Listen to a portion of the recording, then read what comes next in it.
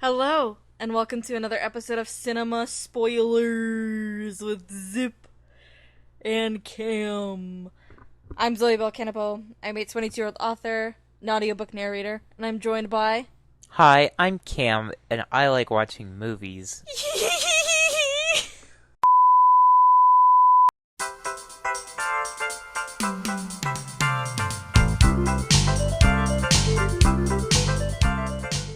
Today is a double feature for you all. Isn't that right, Kimmy? Yup, we got Final Destination 1 and 2. Yes, the amazing movies from the early 2000s, right before 9/11. Yeah, I had to do that research real quick because Final Destination 1 begins with a plane explosion, and they get thrown off the plane because he's threatening... Well, he's not threatening, but he's saying that the plane's gonna blow, and I was like, wow, that was like a really quick reaction. Let me see if this is prior to 9/11. And the movie released sometime in March of 2000. Yes. So, it's a whole ass year before 9/11. So, I was really surprised that they threw him off that quickly. Yeah. So, speaking of double feature, though. Tee-hee-hee, tee-hee-hee, tee-hee-hee. So, like I mentioned earlier, I'm an author and an audiobook narrator. And I have a book entitled Double Feature. You may have just heard my little kitty cat in the background. But I have a book entitled Double Feature that's coming out on October 30th. I almost said August 30th. Like, going back in time. October 30th. A trip to the movies turns feral when 10 individuals are trapped within the auditoriums. An apocalypse caused by corporate greed leaves 6 children, 2 theater workers, a couple, and a mortician scrambling to figure out how to survive off stale popcorn and candy bars. How much of the world is left? What can be done to prolong their lives? Why are things so eerie within the concrete walls of the picture house? Find out in Double Feature. Right now you can go on my Ko-fi and read the first chapter of that book. It's over 2,000 words, which is roughly 10 pages. You know, I like medium-length chapters, 10 or less, So you can go there and find that. You can also get the Double Feature blanket, which will be on the screen right now. You may also be able to get a different thing on there. Really cool. But yeah, let's get into it. Final Destination, like Cameron mentioned, was released in early 2000. It has a 6.7 out of 10 on IMDb, a 37% on Rotten Tomatoes, and 1 of 5 on Real Views.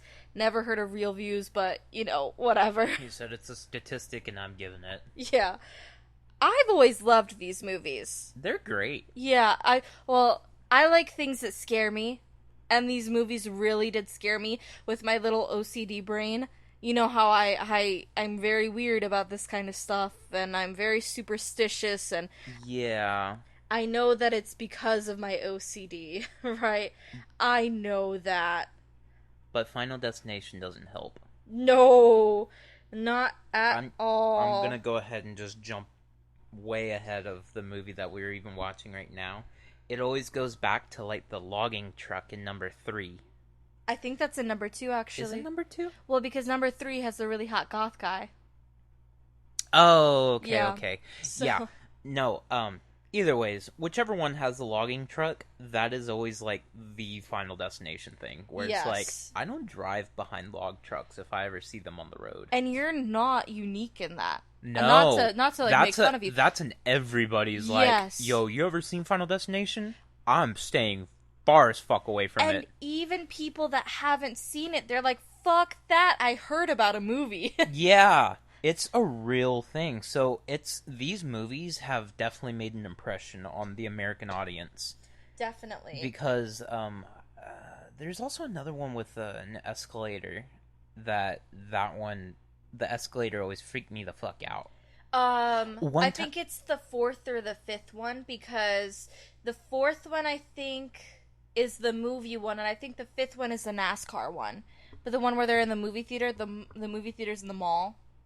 So I think that's number 4. I think it's the same movie. The NASCAR and the movie theater one? I think so. I don't know. That's why we're doing a movie marathon. Exactly. See? Sorry, Perfect. I did cut you off. No, it's totally fine. I know the last one has nothing to do with that mall or NASCAR. 5. You're right. I think so. Yeah, that one's completely separate. Because that one begins with the bridge. For whatever reason, I'm not remembering it, but I know exactly why I'm not remembering it. We had on DVD growing up 1, 2, and 3. So 4 and 5 are a little hazy for me because we would have to wait till it was on TV. Fair enough. And we had the plug-in TV, so we only got like a few channels. It wasn't like you plugged it into the wall, you get PBS, and sometimes like a local channel that would play movies. Yeah. Or Netflix. We used to get movies from Netflix. When it was still like Blockbuster. You had to order the movie in. Yeah, I remember having a ton of those little disc cartridges that just said Netflix on them. Yeah, but we also, my stepdad at the time, when I was very young, was like, your dad. Arg. So, whatever. And sometimes we got to rent movies from Redbox, but, that was a little bit later on because the 4th and 5th movies did come out a little bit after all of... The first 3 came out, I remember, in, like, pretty quick succession. But then, like, 4... Yeah. A few of them came out, like, 5 or 6 years later. So, real quick, before we get into, like, talking about our thoughts on the movie, I do just want to give some of the information. So this is directed by James Wong. Like Cameron said, it was released in March of 2000, which is crazy that they they fucking predicted that shit. Dude, real the nice. Airplanes changing. Also, I was always amazed because like I never really flew like up until I was a teenager, right? But I was told constantly by adults that flying now sucked ass because you had to go through TSA and you had to do this and you had to do that. He went through like customs, but he didn't have to go through really anything. No, and then also the funnier part was that they were gonna be allowed back onto the next plane. Yes. After they got thrown off, that was the whole thing, that they could get back on. It was just that pilot didn't want them on the plane. Yeah. So Alex Browning is embarking on a trip to Paris. Alex experiences a premonition. He sees the plane explode moments after leaving the ground. Alex insists that everyone get off the plane, and 7 people, including Alex, are forced to disembark. All watch as the plane actually explodes in a fireball. He and the other survivors have briefly cheated death, but will not be able to evade their fate for very long. One by one, these fugitives from fate fall victim to the Grim Reaper. Oh my goodness gracious. Is he coming after you? Oh my god, don't say anything like that! Mm-mm-mm. I had a tickle in my throat the whole time I was trying to read that. Yeah, so my favorite... I know that this is like kind of what we do at the end. My favorite scene to watch is actually the opening scene. Because of all of the things that you see, like, he picks up a book and then death of a salesman falls. Like stuff like that. You see all of the symbolism, all of the foreshadowing of what's to come.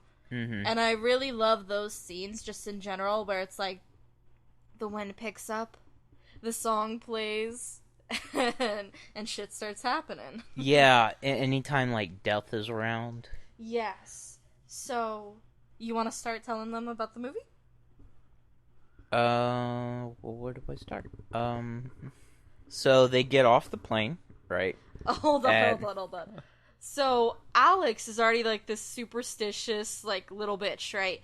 He has this suitcase from his dad, and it has the previous little, like, packing slip on it. And he's like, don't take it off! I mean, it came down, right? So obviously it has to stay on. Got luck. Yeah, it has to stay on for another flight. So I come down off of it, ignoring completely that you don't stay with your luggage. Like, your luggage is most of the time far away from you, right? So his mom rips it off, and he does this little, like, he gasps a little bit, but then he just keeps moving. And then they go to the airport, which, by the way, did you catch the teacher saying, I've got 40 kids going to Paris? That was never 40. That was, like, at most 20 kids. Yeah, it wasn't like a group of 40 people. No! And so they go through customs, and he starts to see all the little details. The Flight 180 little sticker. Excuse me. The Flight 180 sticker, like, peels off, like, stuff's going down. And then he takes a dump. Yep. And the song plays in the bathroom when he takes a dump. He's like, it's about airplanes going down. Well, the artist died. Oh. Yeah, I was trying to remember. It's one of the three from the big plane crash with Richie Valens, the Big Bopper, and oh my goodness me, I need some water. Yeah, so we see that in an overhead shot. Yeah, the overhead turd shot. Ew. Well. Ew. And then the whole pitch, too, was for him to come and take a shit with his bro. Because he was like, hey, what if the hot girl comes in after you on that plane? And it reeks. He goes into such graphic detail. There's not a second more in the movie where there's more graphic detail spoken by a character than when he's talking about the reaction that the young woman may have at the smell that he leaves behind in the bathroom receptacle. Which is, it's fucking foul. Cinema spoilers, it's fucking foul. Fair enough. They get on the plane, and he starts sweating. Yup. He starts, like, getting, like, little trickles of sweat. And he starts to have his little premonition, but you don't know that at first. So he has this little premonition of the plane exploding, and he's freaking the fuck out. And anyway, 7 people end up getting off the flight, with the male teacher that was there going back onto the flight to make sure that these, quote, 40 kids end up making it to Paris safely. They did not. Spoiler! This is a 24-year-old movie. I know. No, I think it's funny. We've been doing, like, pretty old movies recently. Yeah. Well, we did A Quiet Place Day 1. Oh, that is true. That one's damn new. And we did The Menu, but I'm uploading that later on. Because I have to do some work on that. But, spoiler! Anyway, shit starts to get weird after that. As if it wasn't already weird before. Each person, one by one, starts dying. It starts with Todd, who is the friend that he takes a dump with. Yeah, the poo friends. The poo-poo. Billy, you better stop it. He is looking out the window. That's his movie. Yes. That's his final destination, is having to go fight off those other dogs. Anyway, Todd is in his own restroom, and this is after his brother passed away on the Flight 180, and weird things start to happen. He goes to sit down on the toilet, and water starts coming from it, and by the way, this water is, like, clean blue. Green. Yeah, clean blue. Yeah. You can tell it's from cleaning products. It's not, like, a gross color. It's like Clorox. Yeah, it's like when people put the little, like, tabs in the toilet. That's the color of it. And so then he's like, oh, I guess I'll shave now without washing my hands. And he, like, just pushes the razor into his face. Straight into his face. It's a safety razor. Yes. So it's like, how did you possibly cut your face? Yeah, how could you possibly cut your face like that? Because, I have shaky hands, and even when I use a razor, just a regular razor, like a 5 or whatever, I'm still not cutting myself like this man did. And also, he starts, like, in the middle of his jaw, like, half an inch under his jawbone, and there's hair underneath that. So, I don't know. I'm not a person who, like, frequently shaves their face. Sometimes I do it if I get, like, a lot of peach fuzz. I'll take one of the little face razors and do it. But it's my understanding that you're not supposed to do, like, a ton of swipes. And if you're starting in the middle of the hairy area, you're gonna get, like, razor burn from going over it and over it and over it. But anyway, he, like, pushes it into his face and he starts bleeding. And then he's like, you know what? You know what's better? I'm gonna take these tiny little bathroom scissors and put them in my nostril to trim my nose hair. After I just cut my throat. Yeah. After I just cut my fucking throat. I'm gonna give up and we're going in with scissors to the nose. Yeah. Fuck it. So, these first parts are just, like, all him being dumb, right? And in the background, I did point this out to Cameron, there's a little rubber ducky encased in soap. It's encased in a bar of soap. It's so funny. It's so cute. I loved those growing up. They used to have them, like, at fairs or at, like, schools. They had a bunch of, like, sometimes you could get a prize for doing, like, an extracurricular. I remember this one time my own school. That would have been a cool prize. Yeah, this one time one of my, like, middle, in between elementary and high school, because those are called middle, junior high. Whatever you want to call it. Yeah. We had a cardboard arcade. So the whole point was that we would just bring in all of our boxes that we had so we could reuse them. So it was like a big effort for recycling. And maybe I'm just a little bit jaded because I am a little older, and typically when you're younger, people are everything's a little bit shiny. There's sparkles everywhere, you remember things a lot better than they were. But I remember this being pretty badass. I remember people trying to make skee ball machines, people making claw machines, all of this kind of stuff. And I remember my little group made this really cool one. I don't quite remember what it was because I had my first panic attack at the event. Wow. That was the most important part of the event. Yeah. So I don't remember what my team made, but I remember it being really fun and cool.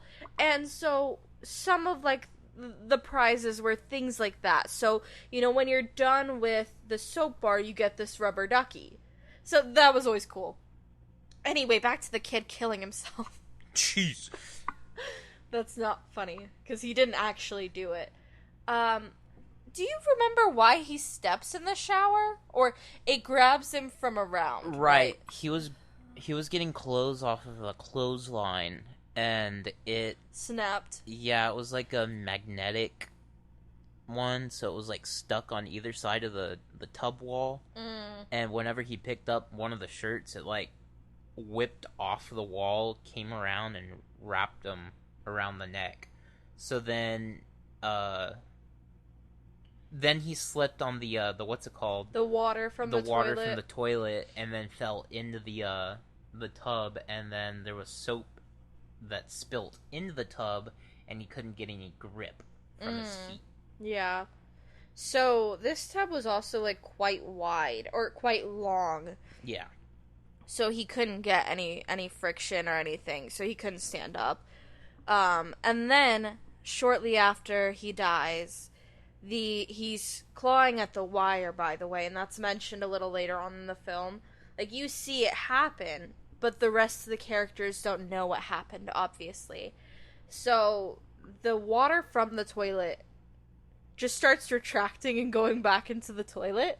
And it's like, oh, you sneaky little bitch. That's the only time in all these movies that Death's like, I'm gonna see my way out.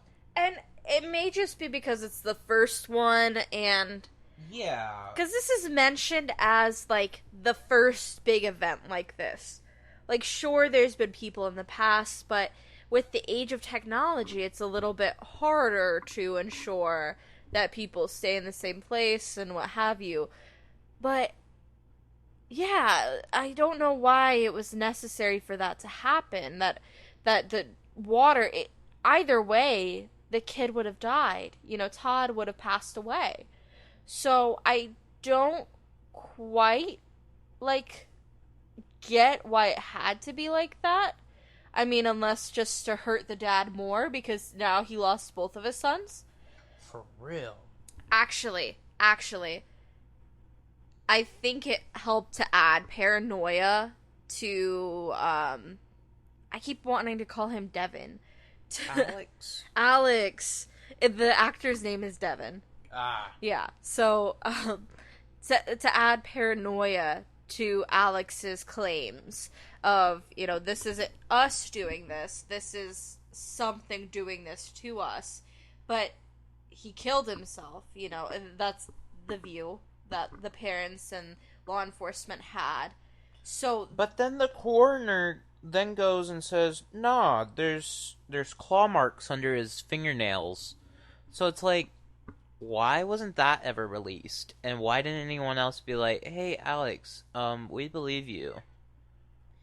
I think it's also, like, there's this prevailing thing in movies where it's, like, the adults versus kids. Mm-hmm. You know what I mean? So, like, the adults are not the bad guy, but they are still, in a way, aiding the bad guy because they aren't believing the children who are going through it. You know what I mean? So, it may have been one of those things. But anyway, after Todd dies, they go to this memorial, and people are really against Alex there. The teacher looks at him and she shivers and she's like, "You creep me out." And, which, I mean, it's not his fucking fault. Right. It's like, damn, I saved you, and that's how you repay me? Yeah, and you By don't calling me have to creepy? talk to him. Exactly. Hold your comments to yourself. You're a teacher. Yes, you are a Educational professional. at least late 20s, early 30s. And I cannot imagine, like, if something like this happened to me and my teacher was like, "You creep me out." Like, just say, "I'm not interested in speaking to you right now." Like, that's so much more appropriate than "You creep me out." Like, You scare me. and I'm sorry, but as an adult, you are held to a different standard than the rest of the teenagers that are there. It's, yes, you can grieve in your own way, you can have these big feelings, you can be a bit upset about these things that go on. Well, you could be as upset as you need to be, but you don't get to hold that over the teenagers that were involved in it. You kind of have to step up and be the adult. And just, you don't have to kiss their ass, but you can be kind enough, Right? you know? Like, Still feel, not sympathy. Yeah, empathy. empathy for them. Because Yeah. it's like, they And were that's part of it too. and that's like a big thing that I just find in my own regular life is that some people equate respect, just basic level respect, as me getting on my hands and knees and kissing their ass. Whereas, really, respect is just treating others how you'd want to be treated. Sure, I'm not going to sit here and thank you over and over and over again for holding the door for me. A quick thank you is respectable. It's respect. Yeah. But there are some people in the world that are quite entitled and they expect you to be like, "Oh my god, thank you for taking the time out of your day to hold the door for me." Like, sure, holding the door is a small, like, task, and that's kind of the point of this. But if you really think about it, I guarantee that every single person has, like, found or had an experience like that.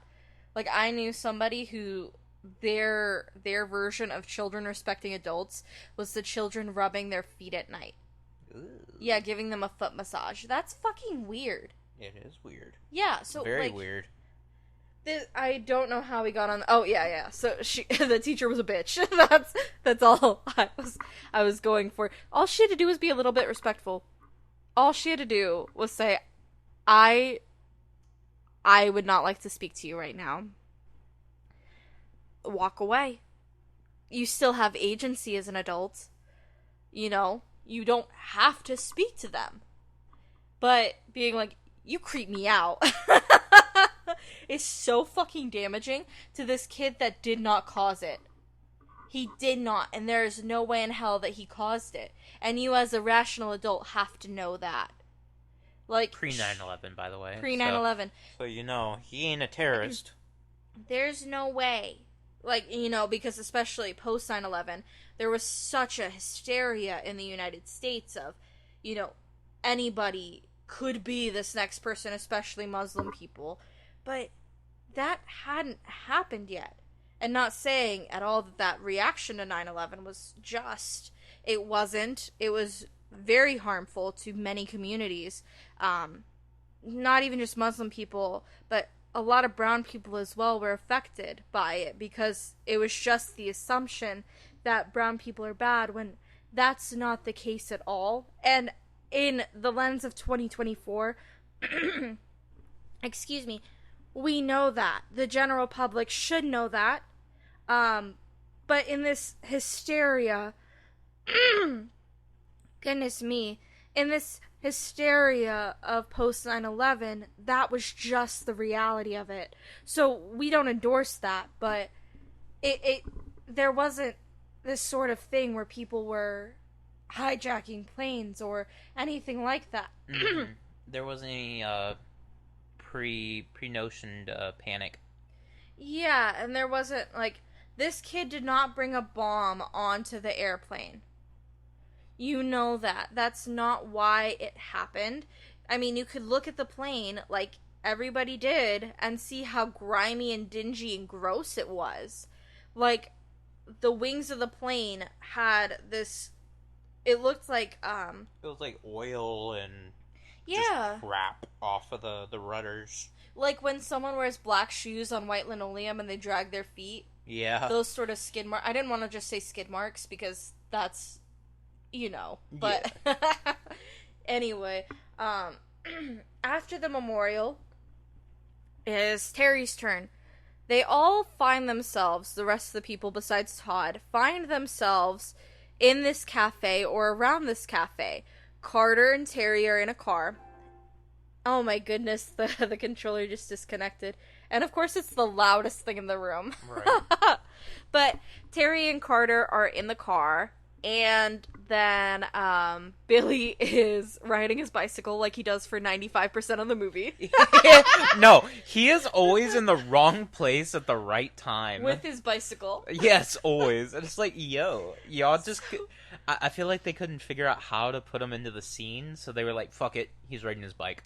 and then Claire and Alex are sitting, speaking at the cafe. They're talking about the pattern. They're talking about things that they found out from the mortician, who, by the way, is the man who played the Candyman in Candyman. Yes. And he knows how to play scary. He knows... Go ahead. Oh. There's a theory that he's actually the devil. I've seen the theories that he's death. Yeah. And I understand them, I do. But just from the basis of this one, you at first think that he's just a creepy mortician. Yeah, he's just a creepy dude. Yeah. It's further on that it's like, oh, okay, he may be death. Because it's kind of like, whenever they go to him, it's kind of like he's explaining his contract, and it's like, I mean, y'all aren't getting out of it, but y'all can keep cheating it if y'all want. And it's also like, he tells, oh my goodness, the dogs are like, pay attention to us right now. But anyway, he says out loud, I'll see you too soon. And he knows Alex and Claire by name. Yeah. So that's a little bit creepy, but also, these things, if you're in the small town that this presumably takes place in, they say it's a it's in New York, but it still seems like a small town, definitely. Um, because my idea of New York City, and Micah, please forgive me if you're watching this. I know you love New York, so you'll tell me if I'm wrong. But my idea of New York City, or cities in New York, high rises, skyscrapers, a lot of traffic no matter what day it is. Right? That's just my idea. And there's not a ton of traffic. There's a bunch of really, really small buildings. And then also the teacher did say, I've been here my whole whole life, life, yeah. and then my mom's been here, was there for her life, whatever. So that's very small town-esque. Yeah. Like, there's no bragging about, like, I'm from Manhattan, I'm from the Bronx, I'm from this place, I'm from that place. So that's what led me to assume that it's a small town. It's never, like, outed that it's a small town. But what I was going with that, I had a point, please believe me, I had a point, is that the mortician could have easily been at the memorial for a local high school, especially with a big tragedy like that. You know, if there were 40 students and only 7 survived, that's quite a big thing. And I could easily imagine thousands of communities across the U.S. would gather together for a memorial like that. Easily. Oh, definitely. Without trouble.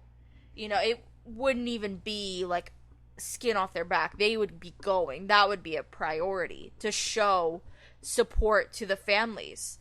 You know, and a lot of people, if there were 40 children actually on the flight, you know, that would be 33 that died, plus the teacher.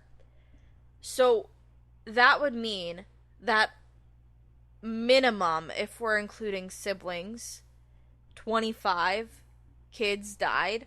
So 25 families are affected. You know, because there were some with siblings, but, you know, we don't see every single student's story. Yeah, they didn't explain everyone's Yeah. family history. You know, and maybe the FBI agents were talking to the mortician and just, like, because in a case like that, you would have to gather some information as each person passed away. So maybe they were already talking to the mortician to try to see what was going on or what he found, if he found any information. And they may have brought up Alex, but that's just like the little bit of a skeptic in me where I'm like, maybe he's not this third character, you know? Yeah, maybe he's not double role. He's double booked. Yeah, he's double booked, getting paid for one job though. Yeah, so Be creepy. it's Terry's turn, by the way. So they're all at this cafe, and the teacher is in the cafe, so she doesn't see the first part of this. But Carter hits Billy while he's going on his bike. He hits him with his car, and he's like, "God damn it, Carter!" This is like the first of like 4 times that it happens. Yeah.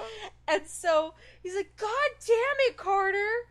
And they start to fight, and then what's his name? Carter goes up to Alex, and he's like, "This is your fault. I'm living life. I owe it to the people that died to live life to the fullest." And he's like, "So why don't you get off those steroids that you're on?"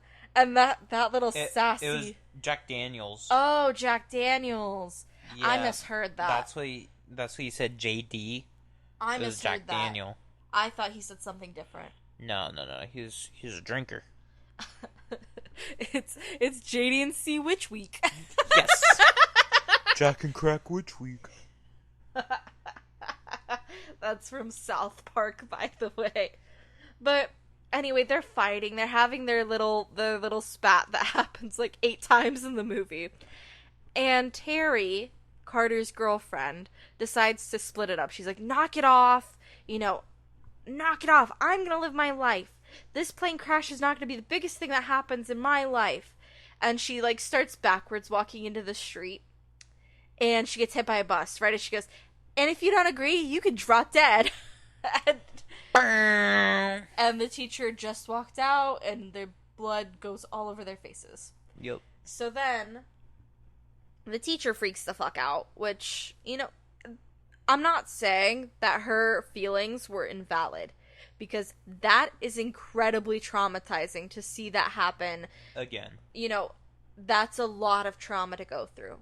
I do not blame her because, yes, you're going to feel some type of way.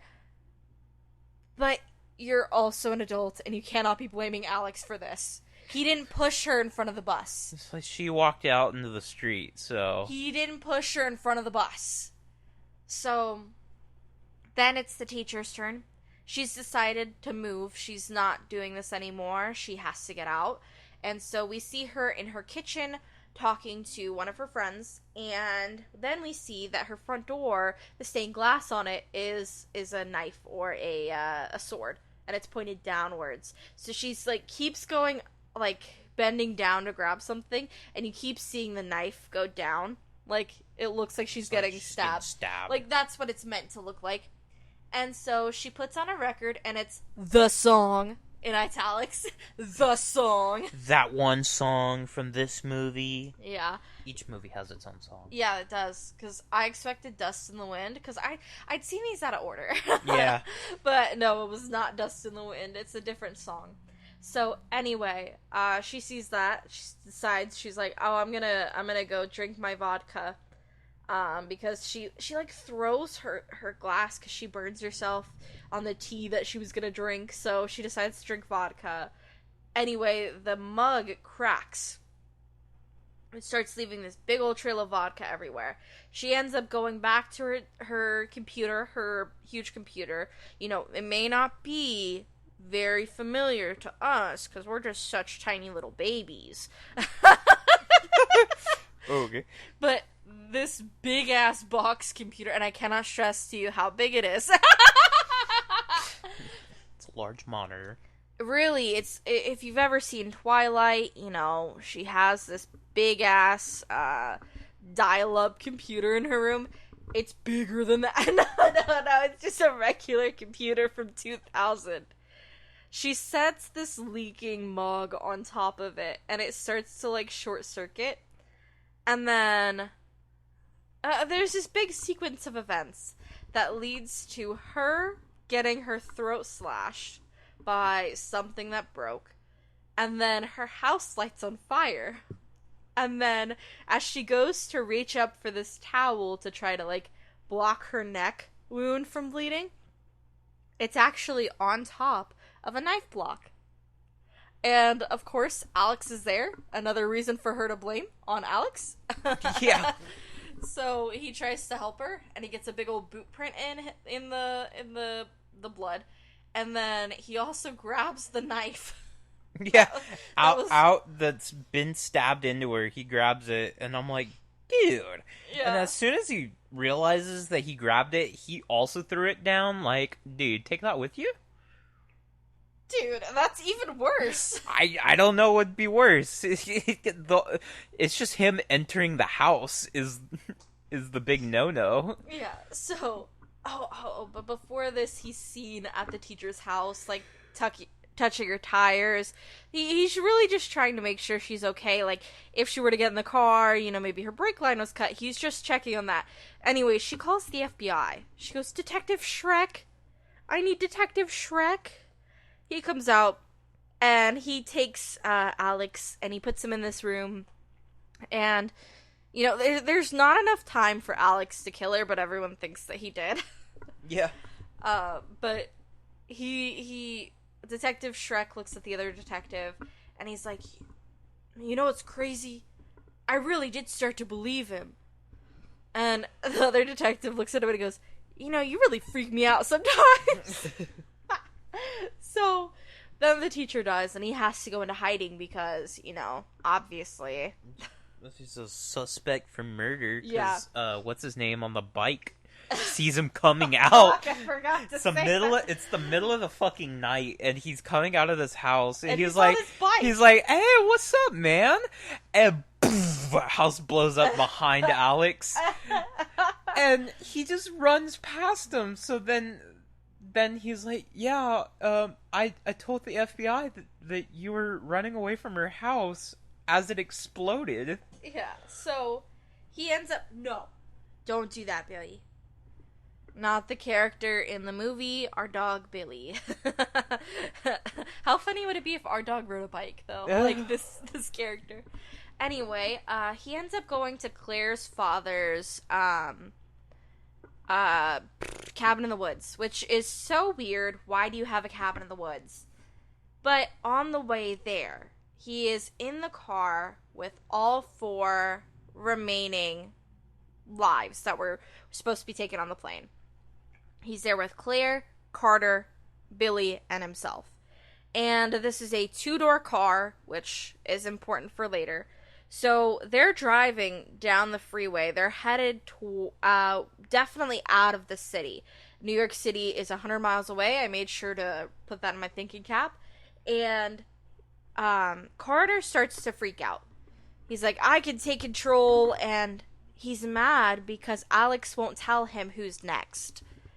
It is Billy. But, you know, nobody knows that because Alex won't tell anybody. So he ends up speeding. Well, he doesn't know that it's Billy either because he hasn't had the premonition.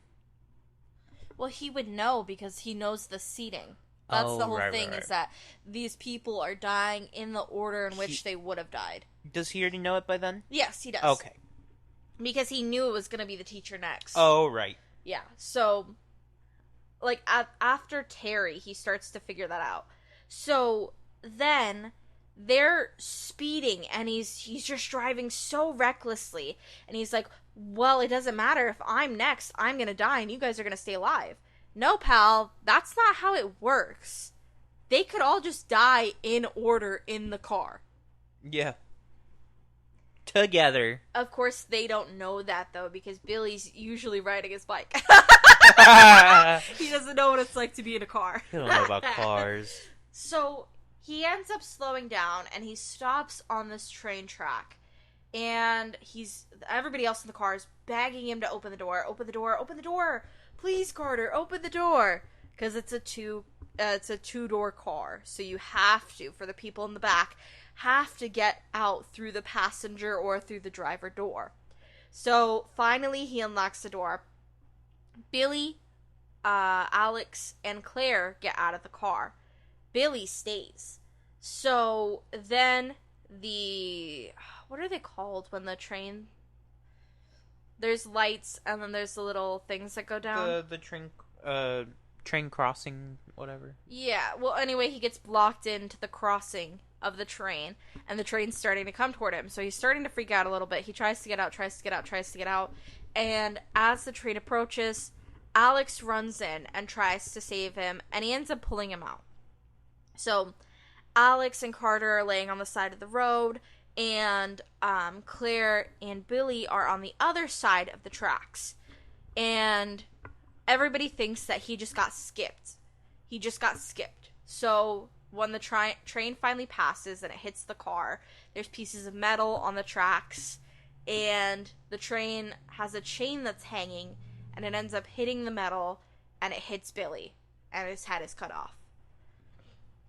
And so then Alex and Claire are having this, like, oh my god, they're just standing there and, like, halfway hugging, they're not even hugging, and Carter goes, you guys leave? Because the cops are coming and he's a wanted man. Yeah. He's like, get out of here? Y'all should go to the cabin still. Yeah. So, the next scene we see Alex in the cabin, and he's, like, wrapped himself up in bubble wrap, basically.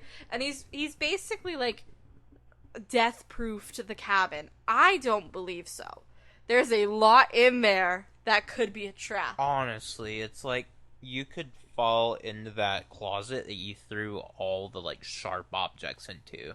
Yes, he takes all the sharp objects, puts them in a closet. It's like, you're gonna have the most painful death ever of just getting stabbed by literally everything in that cabin. He has a little experience. He sees the wind blow. He, one of the sharp objects tries to push the door open, so he closes it, and then he opens the door slightly, and he sees a fishing hook that has rust on it, and he's like, tetanus. You could have got me, Death. you could have got me, but you're never gonna fucking get me! Like, he has this little, like, It's like freak out. He's like taunting death. It's like, you're stupid. But then he realizes that it's Claire. So we'll get to that in a minute. Had to take a quick break. But before we get back into it and talk about Claire, I just want to let you know that my book, Crash, the first in a series that follows the 4 survivors of a plane crash after they are stranded on a deserted island, has often been compared to Final Destination, this movie that we're speaking about right now. I don't know if it's just the plane crash or the other supernatural elements to it, but I think that you'll enjoy it. It's one of the links in the description down below. And now let's get back to Claire. So Claire is at home, and she starts to realize fairly quickly that she's next. There's a lot going on. The dog's barking, and one of the power lines breaks, and there's this... What is it, a clothesline? Yeah, the clothesline's like spinning really quickly. It's a spinning clothesline, and she ends up almost getting electrocuted like 100 times because the wire wraps around the spinning clothesline and it gets out of the ground, and then it's just this giant metal apparatus that is fully charged with electricity. So she almost gets hit a ton of times, and she ends up getting in her car in the garage. After she frees the dog, by the way. She frees her dog, and she ends up getting in the car in the garage, and Alex shows up, and he's like, don't get out of the car, it's grounded, you won't get electrocuted. But then the car catches on fire. And he's like, you gotta get out of here. So he goes and he grabs the hot cable. Yeah, the power line. Yeah. He grabs the hot, fully electrified power line. And then the car explodes. So he ends up getting thrown on his back. And it's debated within the movie itself between the characters whether or not that counts as him dying, because he stops breathing. The FBI said he's not breathing. So then it just flashes to 6 months later. They're getting off a plane. It's Carter, Claire, and Alex. I almost said Billy. He would have been on a bike. I would. He rode a bike all the way to Paris. Yeah. So they finally get to go to Paris, and they're sitting at this nice cafe, and you see 180 on the sign. Yeah. It's a nice, like, marquee style. Well, not marquee style. It's just a nice style, but you see 180. And Alex starts to talk about it again. Because they do a toast for everybody that they lost. They do a toast to Terry and Todd and everybody else. And then Alex is like, guys, I haven't gotten over it. And he pulls a picture. He pulls an image. The seating chart. The seating chart of the plane out. And he's like, so, blah, blah, blah, blah, blah, and he's getting into it, and he's like, I don't think we've actually been skipped. And then the song starts playing. The song starts playing. And it's a guy singing in French, though, so that's the only difference. Yes. It's acoustic and in French. And he starts to see the signs. You know, he always sees the signs. Before the bus hit Terry, he sees a bus. Before the train, he sees the train. You know, all of this kind of stuff. So he starts to, like, see something, but he's not quite sure, like, what's gonna happen. And he's like, I'm next. But it may not be true. Because they don't know if he got skipped or not. So he goes and he's like, I'm going to the hotel room. Don't follow me. And it's kind of implied at this point that Claire and Alex are together. But anyway, she gets up to go follow him. And he almost runs into this bus. But the bus swerves to avoid him. He doesn't get hurt there. Then something, it's either the bus or another car that the bus hits a pole that hits the sign from the top. And so Alex gets saved because he almost gets hit by the sign the first way down. Gross. But Carter tackles him, and he doesn't get hit. Carter stands up, and he gets hit by the sign, and that's how he dies. So it leaves off on kind of an open-ended, like, did Alex survive? Did Claire survive? But we happen to know that Claire survived because she's on the cover of Final Destination 2. Yes. So, she's a big plot point in Final Destination 2. yeah, so we will be getting to that possibly in another episode, because this is going to be 50 minutes long right now. Definitely another episode. Definitely another episode. But anyway, thank you for tuning in to Cinema Spoilers. I know we lied, but I may just upload 2 episodes today. Whatever. So anyway, thank you for tuning into Cinema Spoilers. I'm Zip. You can check out my Ko-fi, the first link in the bio. Go support our movie watching habit, so that way I can keep writing books. And so that way Cameron can keep liking movies. Keep liking watching movies. Yup. Yeah. I like watching movies. Yeah. Yeah. Anyways. See y'all next time. See y'all later today. Oh, whenever. Yeah, it may Go be... watch another video. We got plenty up. Yeah. Bye-bye.